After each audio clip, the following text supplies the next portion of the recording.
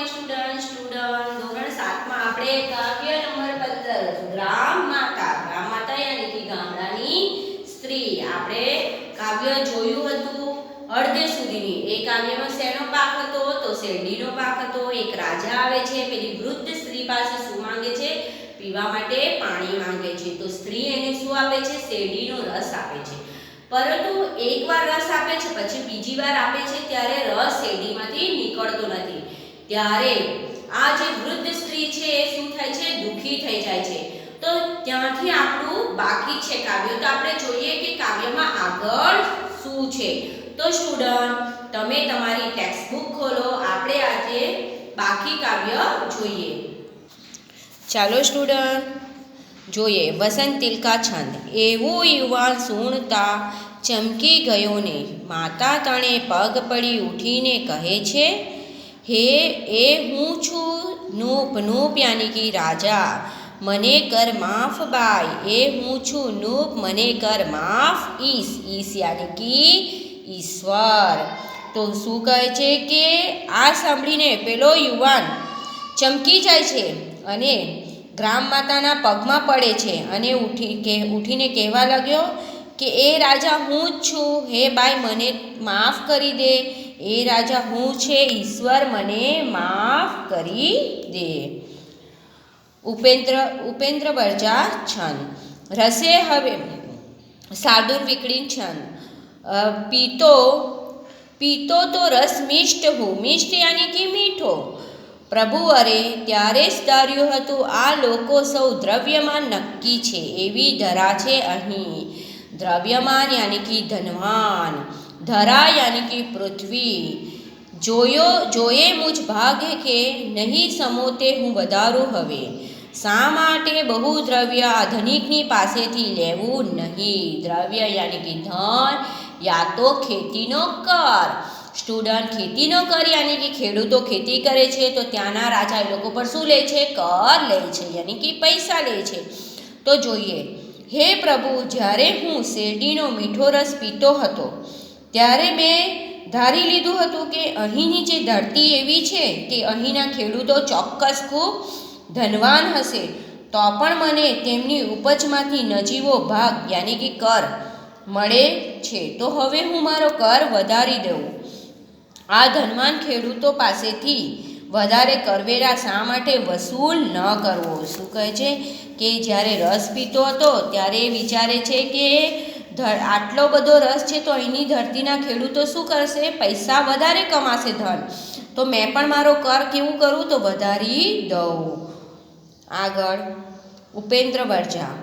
રસે હવે દેહ ભરી પાત્ર બાઈ, પ્રભુ કૃપાએ નક્કી એ ભરાશે. સુખી રહે બાઈ, સુખી રહો સૌ, તમારી તો આશીષ માત્ર માંગું. શું કહે છે? હે બાઈ, હવે તું આ પ્યાલો રસથી ભરી દે. ઈશ્વર કૃપાથી હવે એ ચોક્કસ ભરાઈ જશે. હે બાઈ, તું સુખી રહે, તમે સૌ સુખી રહો. હું તો ફક્ત તમારી આશીષ જ માંગુ છું. આશીષ યાની કે આશીર્વાદ માંગુ છું. વસંત તિલકા.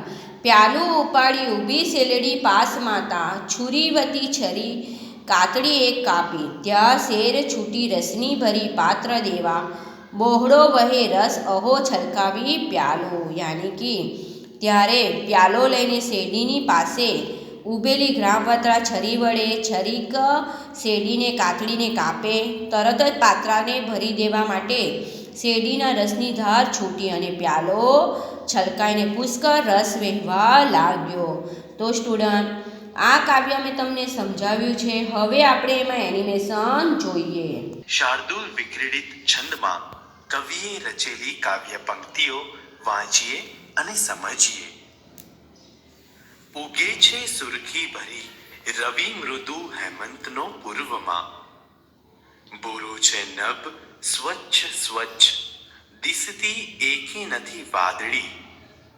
કવિ કહે છે, હેમંત ઋતુની સવારે પૂર્વ દિશામાં સૂર્ય જાણે રતાશ પડતો ઉગી રહ્યો હોય એમ દેખાય છે. ભૂરા આકાશમાં એક પણ વાદળી દેખાતી નથી, એટલે કે ભૂરું આકાશ જાણે એકદમ સ્વચ્છ દેખાય છે. ઠંડો હિમ ભર્યો વહે અનિલ શો ઉત્સાહને પ્રેરતો.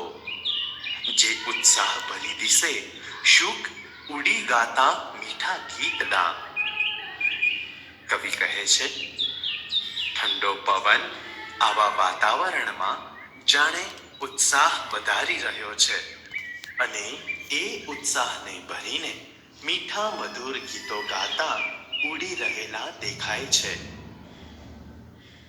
બાળ દોસ્તો, હવે આપણે માલિની છંદમાં કવિએ રચેલી કાવ્ય પંક્તિઓ વાંચીએ અને સમજીએ.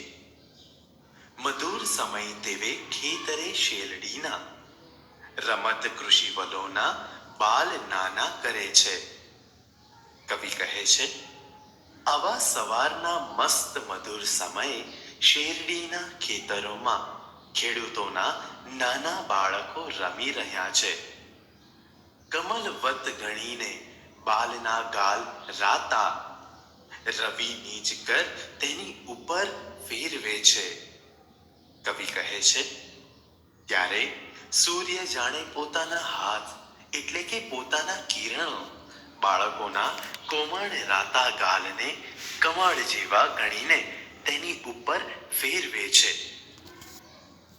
બાળ દોસ્તો, હવે આપણે અનુષ્ટુપ છંદમાં કવિએ રચેલી કાવ્ય પંક્તિઓ વાંચીએ અને સમજીએ.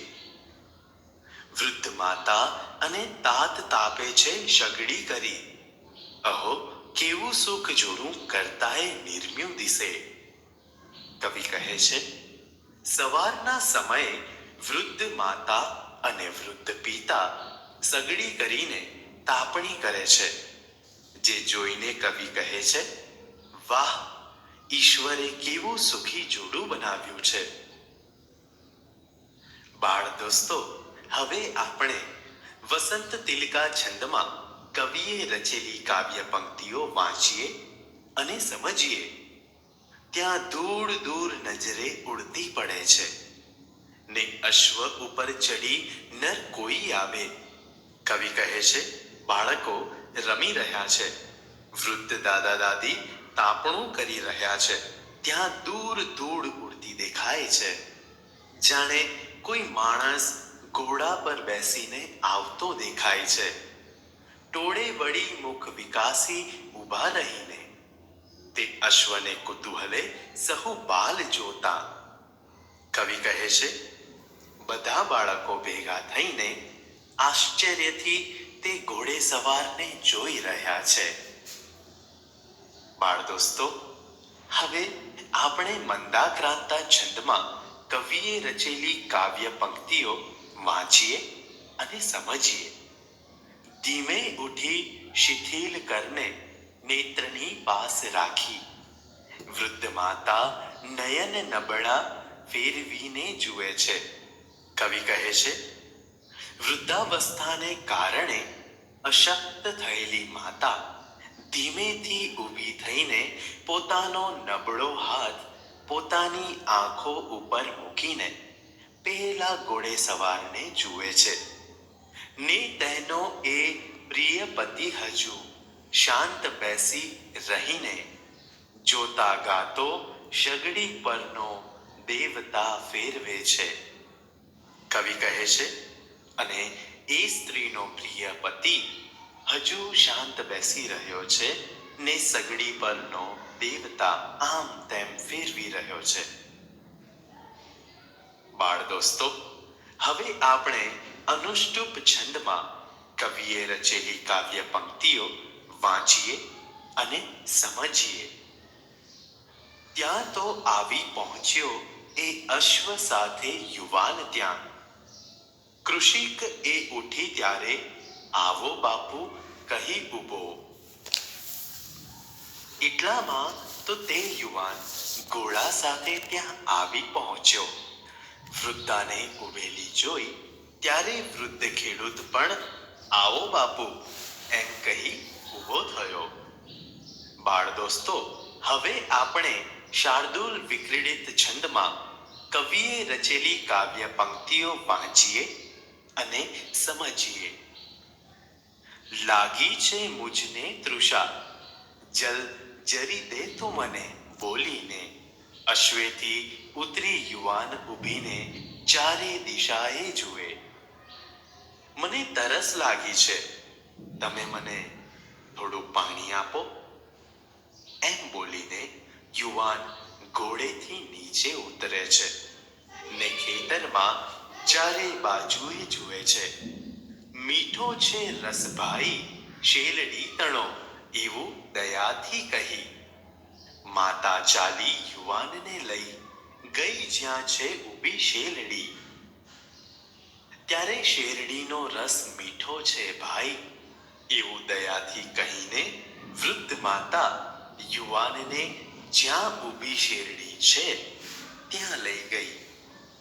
બાળ દોસ્તો, હવે આપણે વસંત તિલકા છંદમાં કવિએ રચેલી કાવ્ય પંક્તિઓ વાંચીએ અને સમજીએ. પ્યાલું ઉપાડી ઊભી શેલડી પાસ માતા, છુરી વધી જરીક કાતડી એક કાપી. ત્યાં શેર છૂટી રસની ભરી પાત્ર દેવા, ને કઈ વિચાર કરતો નર તે ગયો પી. વૃદ્ધ માતા પ્યાલું ઉપાડી શેરડી પાસે ઊભી રહી અને છરી વડે શેરડીની જરીક એવી એક કાતડી કાપી. ત્યારે તેમાંથી રસની ધાર છૂટતા આખું પ્યાલું ભરાઈ ગયું અને તે યુવાનને આપ્યું. તે યુવાન કંઈક વિચાર કરતો હોય એમ તે રસ પી ગયો.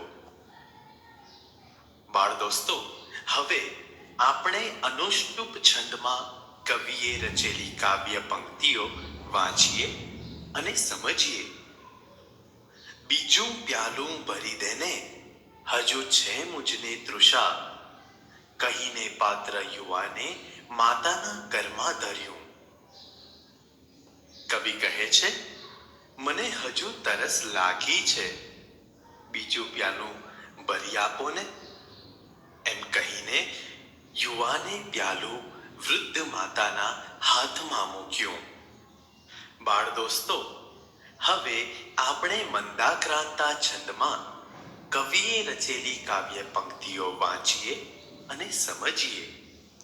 કાપી કાપી કરી ફરી અરે કાતડી શેરડીની, એકે બિંદુ પણ રસ તણું કેમ હાવા પડે ના. વૃદ્ધ માતા ફરી ફરી વાર શેરડીની કાતડી કાપે છે, પરંતુ હવે રસનું એક ટીપું પણ પડતું નથી. શું કોપ્યો કે પ્રભુ મુજ પરે, આંખમાં આંસુ લાવી. બોલી માતા વળી ફરી છુરી ભોંકતી શેરડીમાં. તેથી વૃદ્ધ માતાની આંખમાં આંસુ આવી જાય છે અને કહે છે કે શું મારા પર પ્રભુનો કોપ ઉતર્યો છે. એમ બોલીને તે ફરી પાછી શેરડીમાં છરી ભોંક્યા કરે છે. બાળ દોસ્તો, હવે આપણે અનુષ્ટુપ છંદમાં કવિએ રચેલી કાવ્ય પંક્તિઓ વાંચીએ અને સમજીએ. રસહીન ધરા થઈ છે, દયાહીન થયો નૃ, નહીં તો ના બને આવું, બોલી માતા ફરી રડી. ધરતી રસ વગરની થઈ છે, રાજા દયા વગરનો થયો છે, નહીતર આવું ક્યારેય ન બને. એમ બોલી માતા ફરી પાછી દુખી થઈને રડી પડી. બાળ દોસ્તો, હવે આપણે વસંત તિલકા છંદમાં કવિએ રચેલી કાવ્ય પંક્તિઓ વાંચીએ અને સમજીએ.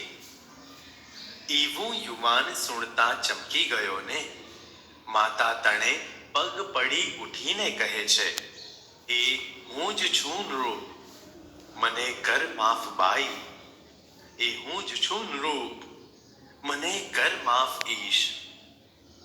માતાના એવા શબ્દો સાંભળતા જ યુવાન ચમકી જાય છે. તે તરત જ માતાના પગમાં પડે છે અને પછી ઊભા થઈને કહે છે, હે માં, એ રાજા હું જ છું, મને માફ કરો. હે ઈશ્વર, એ રાજા હું જ છું, મને માફ કરો. બાળ દોસ્તો, હવે આપણે શાર્દુલ વિક્રીડિત છંદમાં કવિએ રચેલી કાવ્ય પંક્તિઓ વાંચીએ અને સમજીએ. પીતો તો રસ મિષ્ટ હું, પ્રભુ અરે ત્યારે જ ધાર્યું હતું. આ લોકો સહુ દ્રવ્યમાન નક્કી છે, એવી ધરા છે અહીં. છે જોએ મુજ ભાગ કંઈ, નહીં સમો તે હું વધારું હવે. શા માટે બહુ દ્રવ્ય આ ધનિકની પાસેથી લેવું નહીં? યુવાન કહે છે, અરે પ્રભુ, હું જ્યારે સ્વાદિષ્ટ રસ પીતો હતો ત્યારે જ મનમાં ધાર્યું હતું કે આ સર્વ લોકો નક્કી જ ખૂબ ધનવાન છે, કેમ કે અહીંની ધરતી કંઈક આવી જ છે. તો પણ મને તેમની ઉપજમાંથી કંઈક નજીવો જ ભાગ મળે છે. તો હું હવે મારો કરવેરો વધારી દઉં. આ ધનવાન ખેડૂતો પાસેથી શા માટે વધારે કરવેરો ન વસૂલ કરું? બાળ દોસ્તો, હવે આપણે ઉપેન્દ્ર વજ્રા છંદમાં કવિએ રચેલી કાવ્ય પંક્તિઓ વાંચીએ અને સમજીએ. રસે હવે દે ભરી પાત્રબાઈ, પ્રભુ કૃપાએ નખીએ ભરાશે. યુવાન વૃદ્ધ માતાને કહે છે, માં, હવે રસથી આ પાત્ર ભરી દે. પ્રભુ કૃપાથી એ નક્કી જ ભરાઈ જશે. સુખી રહે બાઈ, સુખી રહો સૌ, તમારી તો આશીષ માત્ર માગું. માં, તમે સુખી રહો, તમે સહુ સુખી રહો. હું તો હવે માત્ર તમારા આશીર્વાદ જ માંગુ છું. બાળ દોસ્તો, હવે આપણે વસંત તિલકા છંદમાં કવિએ રચેલી આ કાવ્ય પંક્તિઓ વાંચીએ અને સમજીએ. પ્યાલું ઉપાડી ઊભી શેરડી પાસ માતા, છુરી વતી જરી જ કાતડી એક કાપી. વૃદ્ધ માતાએ ફરીવાર પ્યાલું ઉપાડી શેરડી પાસે ઊભી રહી અને છરી વડે ફરીથી શેરડીની જરીક એવી એક કાતડી કાપી. ત્યાં શેર છૂટી રસની ભરી પાત્ર દેવા, બહોળો વહે રસ અહો છલકાવી પ્યાલું. ત્યારે તેમાંથી રસની ધાર છૂટતા આખું પ્યાલું ભરપૂર રસથી છલોછલ છલકાઈ ગયું. સ્ટુડન્ટ, આપણે કાવ્ય પંક્તિ સમજી, સાથે સાથે મેં એનિમેશન પણ જોયું. હવે આપણે શબ્દાર્થ જોઈએ. નું રાજા, ઈશ ઈશ્વર પરમેશ્વર, મિષ્ટ મીઠો, દ્રવ્યવાન ધનવાન, દ્રવ્ય ધન ખેતીનો કર, ધનિક શ્રીમંત, બહોળો તો પુષ્કળ. તો સ્ટુડન્ટ, અહીંયા આપણું કાવ્ય નંબર 15 ગ્રામ માતા કમ્પ્લીટ થઈ ગયું છે. હવે એમાં જે નોટબુક કરવાની છે હું તમને ફ્લેશ કાર્ડ દ્વારા કરાવીશ. Thank you student.